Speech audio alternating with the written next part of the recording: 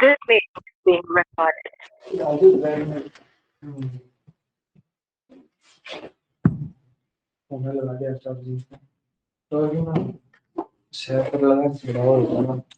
ठीक है, तो आज हम ना अपना इफ एल्स वाला जो कंडीशन वाला स्टेटमेंट है, जो कंडीशन वाला पॉइंट है पूरा, वो कंप्लीट कर लेंगे। ठीक है, एंड जो हमारा लूप वाला टॉपिक है वो हम गाइस अरे सुन लो। ठीक है, रुक गए, ले लो अपना टाइम।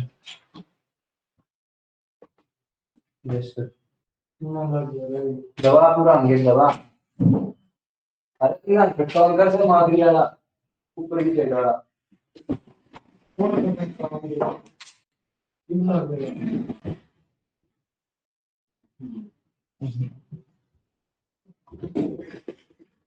राम होता है ऊपर ठीक है वो।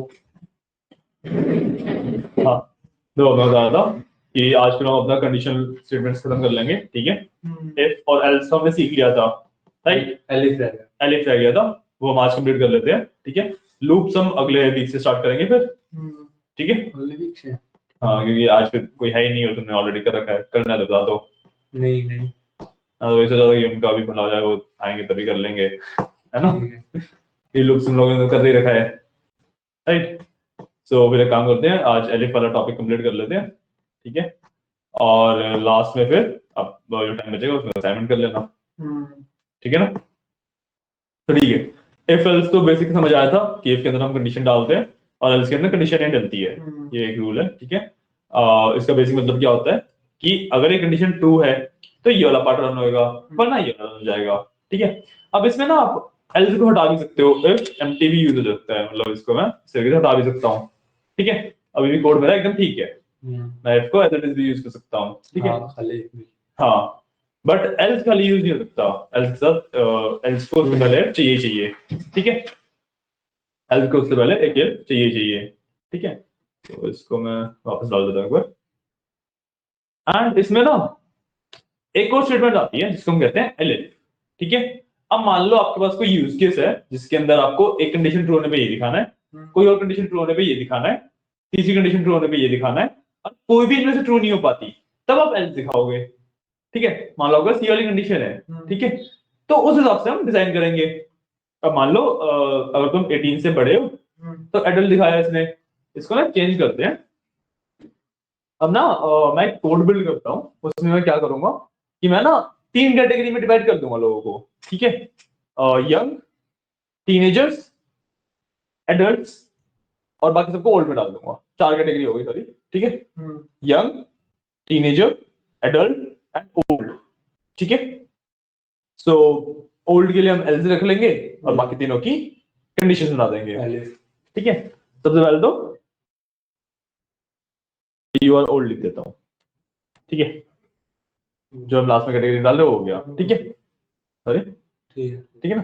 अब जब आप कंडीशंस बना रहे हो ना, आपको एक चीज का ध्यान रखना है कि जो कंडीशन सबसे पहले मीट होनी चाहिए वो सबसे पहले लिखेंगे। ठीक है, मान लो मैं एज ग्रुप रखता हूं कि अगर 12 से छोटा है या 13 से छोटा है ना, तो वो हो जाएगा यंग। अगर 19 से छोटा है तो टीन। ठीक है, अगर लेट्स से 45 से छोटा है या 40 से छोटा है, 45 लेते हैं, ठीक है, 45 से छोटा है तो एडल्ट, और अगर उससे मतलब बात की मैं तो एल्स में तो ओल्ड आई गया। अब मैं ना 45 से छोटे वाली कंडीशन जो है सबसे पहले चेक नहीं कर सकता। क्यों? पहले ट्रू हो जाएगी। हाँ, क्योंकि जो हमारा इफ वाली जो स्टेटमेंट्स होती है ना, जैसे ही कोई भी कंडीशन ट्रू होगी इसमें से एग्जिट हो जाता है, समझे? बाकी कंडीशन चेक ही नहीं होती। तो 45 में तुम कुछ भी एज डालो, या तो 45 से छोटी होगी या 45 से बड़ी होगी। 45 से बड़ी हुई तो सीधा एल्स में चला जाएगा, 45 से छोटी हुई तो सीधा एडल्ट दिखा देगा। तो हमारा यंग और टीनेज आइडेंटिफाई नहीं करेगा, है ना? तो हम सबसे छोटा सबसे ऊपर रखेंगे। ठीक है, तो let's say if age is lower than 13।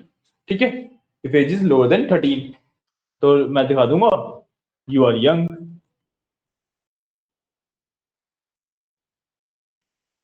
लिख दे यू आर यंग। ठीक है, एक ना काम करता हूँ, प्रिंट स्टेटमेंट को कॉपी कर लेता हूँ, 2-3 बार और लिखनी है तो कॉपी पेस्ट कर लेंगे। ठीक है, अब इसके बाद मैं लगाता हूँ अगली कंडीशन के लिए अपना एलिफ।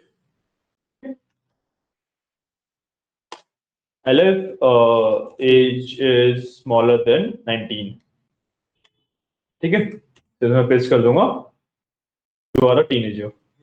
So 19 भी तो टीनेजर में आता है, नहीं आता? 19 हाँ आता है, इसको 20 कर लेते हैं। बिल्कुल सही बोल रहे हो, ठीक है। अब एक और एलिफ डाल दूंगा, elif age is smaller than let's say 46, क्योंकि 45 तक लेना हमें, है ना। तो इसके अंदर मैं डाल दूंगा यू आर एन एडल्ट,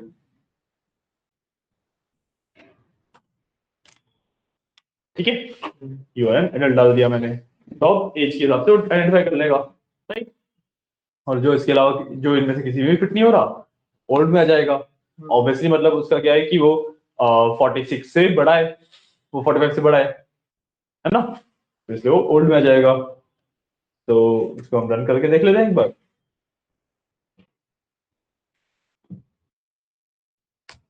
ठीक है, enter your age, let's say मैंने 21 डाला, यू आर एन, ठीक है।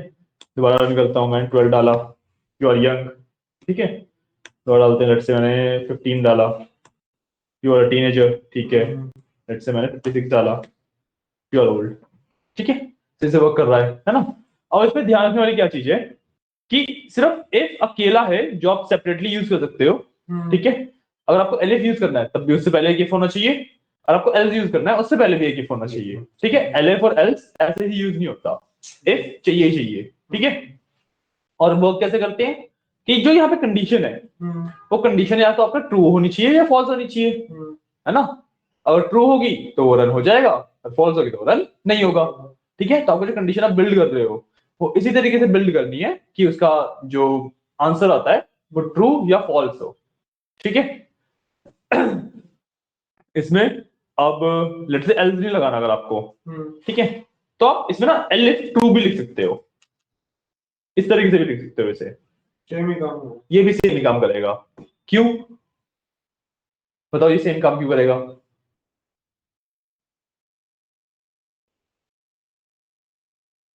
इसलिए नहीं देखो, एल्स का क्या मतलब है कि ऊपर वाली कोई भी कंडीशन सेटिस्फाई नहीं होती तब ये आंसर है ना।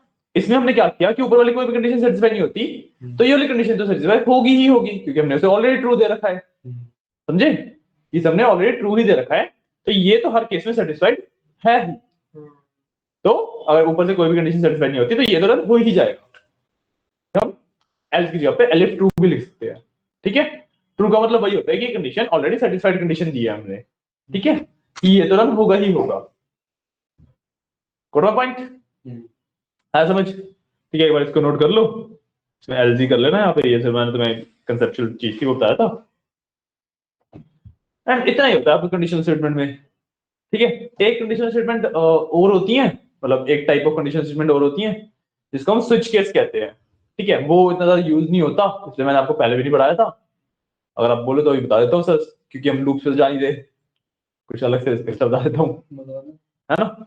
एक चीज और होती है, ये सेम चीज आप स्विच केस से भी कर सकते हो।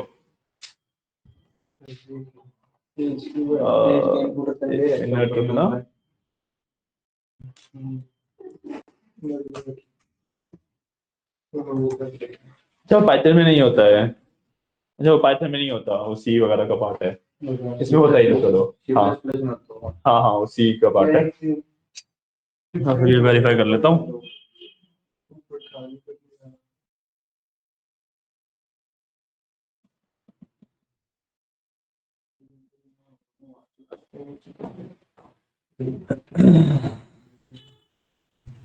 खत्म नहीं जी बोल रही है कुछ शीशा नहीं तो रोज लगा नोटिफिकेशन चलाओगे लेना थोड़े से ही खाने में मैं सरकार से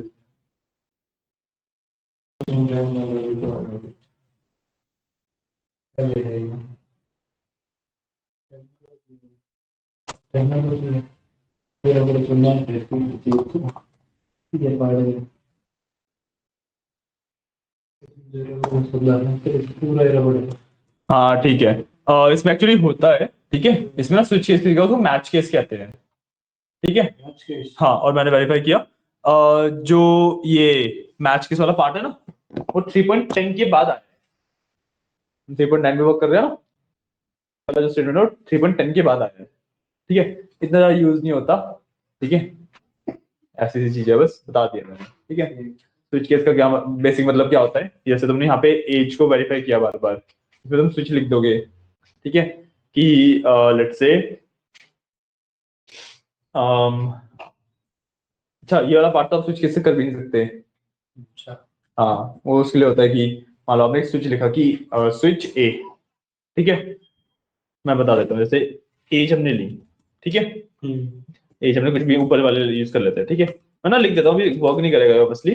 ठीक है, मैच एज लिखा मैंने, कर रहेगा ये वर्क, देखते हैं। कर रहा है case let's say 12।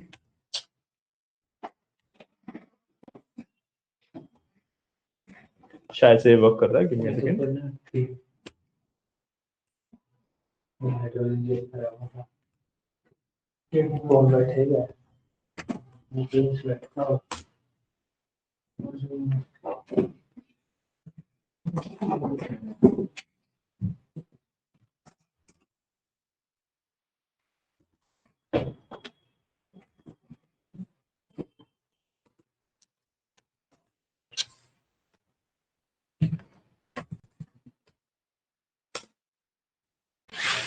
Invalid syntax, हाँ नहीं होगा इसमें।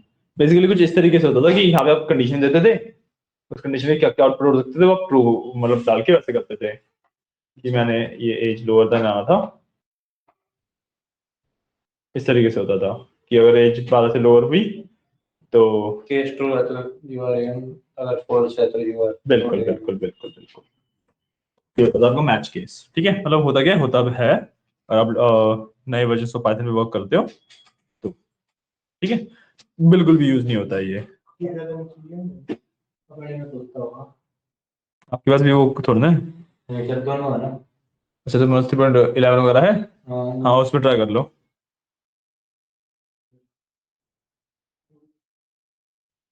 तो नीचे चेंज होगा तो रीस्टार्ट करना पड़ेगा। क्या? रीस्टार्ट करना पड़ेगा दोबारा, ये चल जाएगा वैसे ही। नहीं नहीं, रिस्टार्ट करना पड़ेगा।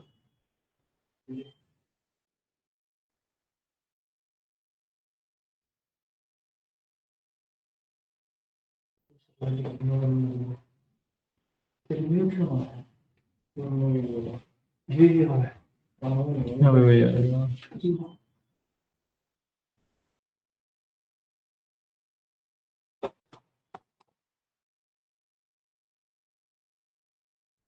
हाँ है मैच। हम्म,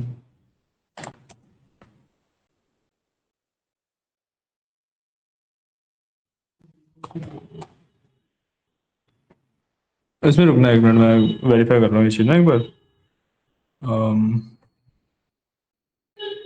तो शायद से कंपैरिजन नहीं होता है।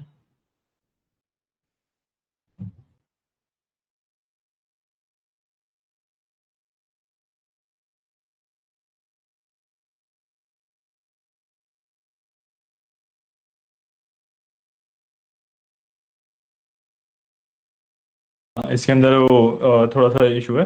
इसके अंदर ना आप एज वाला पार्ट नहीं कर सकते, इसको आप सिर्फ ऐसे लिख सकते हो कि केस 12। इसको आप ना सिर्फ इस तरीके से लिख सकते हो।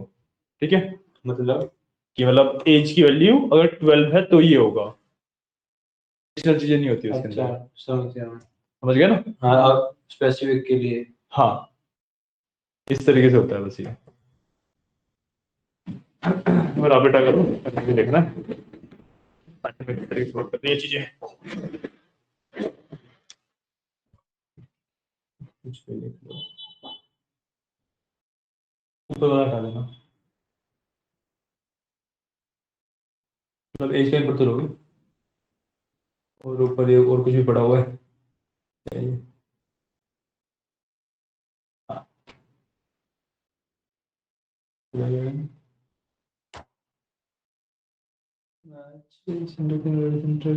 पैटर्न कौन सा चल रहा है? 3.14 आगे फिर भी नहीं चल रही है।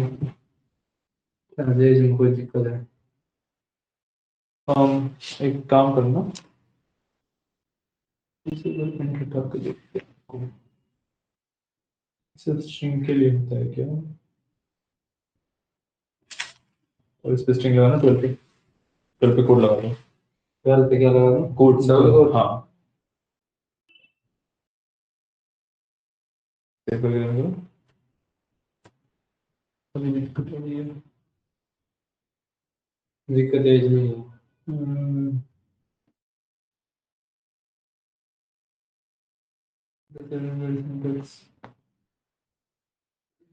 तो यही है यार सिंटेक्स, को एक मिनट,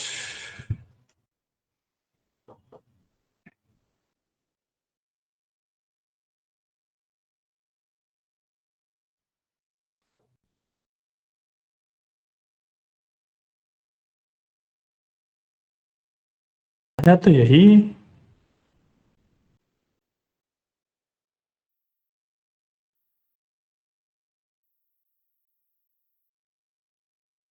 तो यही है।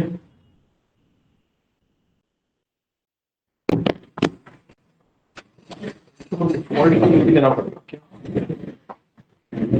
एआई पे करते हैं, हाँ एआई पे काम देखते हैं थोड़ा सा। हाँ देख लो।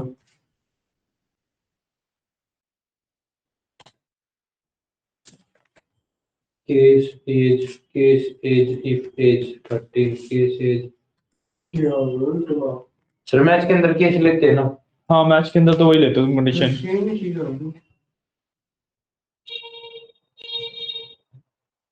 सर ये तो नो आया मैच एज के अंदर क्या है AI. Match age case age,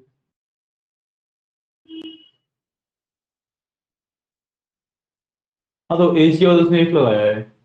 हाँ वो तो हमारा ये वो कर रहा है, देखो एक बार, तो इसमें भी वही वाला इशू होना चाहिए, इसमें वही इशू है ना, एआई को भी नहीं पता है। ये थोड़ा क्या हो गया इनको नहीं एआई ने। यार ये लेटेस्ट चीज है ना, मे बी इसमें कुछ तो इशू है थोड़ा। बेसिकली ये एग्जिस्ट करता है, ये ऐसा कुछ एग्जिस्ट करता है, सिंटैक्स यही होता है, ठीक है। ऐसी चीजें भी एग्जिस्ट। हाँ मेरा सिंटैक्स यही होता है, तो इसको ना ऑनलाइन रन करके देखते हैं, एक ट्राई और करते हैं।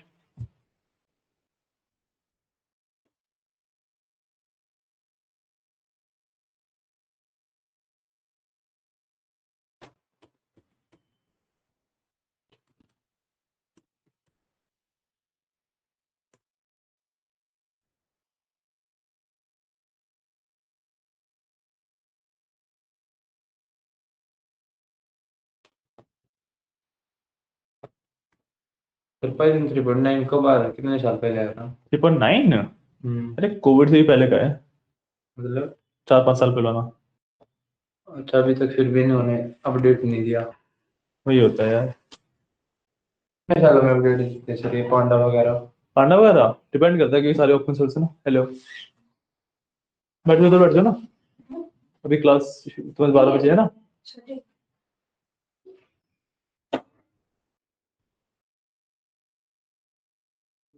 डिफाइंड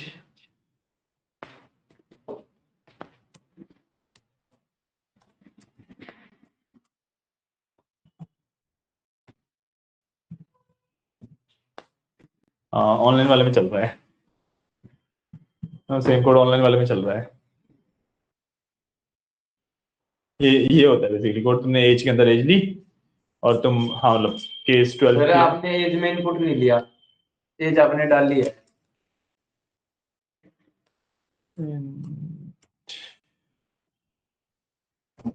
इनपुट शायद इनपुट नहीं देता। देखते हैं, एंटर योर एज, ठीक है। और 45 चल रहा है, ऑनलाइन वाला नहीं चल रहा है। वो कह रहा हूँ हमारे इंस्टॉलेशन में या कुछ तो कहीं पे गड़बड़ है, या तो इन्होंने आया होगा फिर हटा दिया है, कुछ तो किया है, ठीक है। ये बेसिकली होता है, कहीं पे यूज नहीं होता ये, क्योंकि तुम खुद देख रहे हो कि इफ एल्स से बहुत बेटर है, और तुम्हें कंपेयर करना है तो अगेन तुम्हें केस के अंदर इफ लगाना ही पड़ेगा, है ना। ये सब उन वाले केस में थोड़ा सा बेटर रहता है कि जहाँ पे तुमने ऑप्शन चूज करना था ना, जैसे हमें बैंकिंग वाला जो हमने किया था उसके अंदर ऑप्शन चूज करना था, तो हम केस 1 केस 2 ऐसे करके लिख सकते हैं उसके अंदर बस। बट हमने एलिफ चॉइस इक्वल टू 1 करके लिखा था, वो भी सेम ही पड़ा था, बहुत ज्यादा इफेक्टिव है नहीं ये, ठीक है ना। तो ये होता है बेसिकली तुम्हारा second method, not that effective, but हाँ इसको हटा ही देता हूँ। ठीक है, तुम अपना यही वाला कर लो, इफ एल्स वाला, और इसके बाद फिर अपना असाइनमेंट सॉल्व कर लेते हैं, ठीक है। चलो स्पेस दे लगेगा इमेज का। ठीक है, इसके बाद अपना असाइनमेंट सॉल्व कर लेना। वो नीचे किधर है किधर लगी चलो ये हो रहा है उसी तरह इसको आगे चल रहा है। अगर कंडीशन तो लगाओ तो प्रिंट होगा नीचे ले लाइन में।